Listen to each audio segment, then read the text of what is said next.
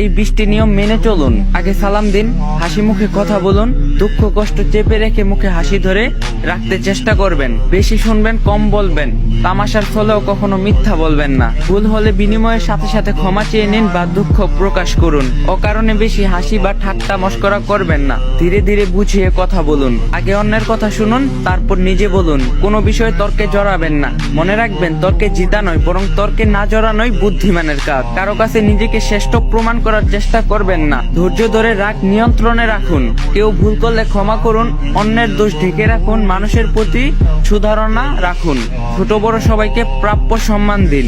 কথা দিয়ে কথা রাখবেন। পোশাক পরিচ্ছন্নতা বজায় রাখুন। সম্ভব হলে সুবাসিত রাখতে চেষ্টা করবেন। না পারলে খাবার জোর করে খাবেন না। অন্যের জিনিসে লোভ করবেন না। খাবার সামনে এলে আগে অন্যকে দিন। সুযোগ সুবিধা নিজে না নিয়ে অন্যকে দিয়ে দিন। মুখ ও শরীর দুর্গন্ধ মুক্ত রাখুন। আপনার যা কিছু আছে পরিচ্ছন্ন পরিপাটি রাখুন। চরিত্র ও নৈতিকতা উন্নত রাখুন। নিজের আপরগতার কথা কাউকে জানাবেন না। প্রার্থনা সেজদায় পরে শুধু আল্লাহকেই বলুন।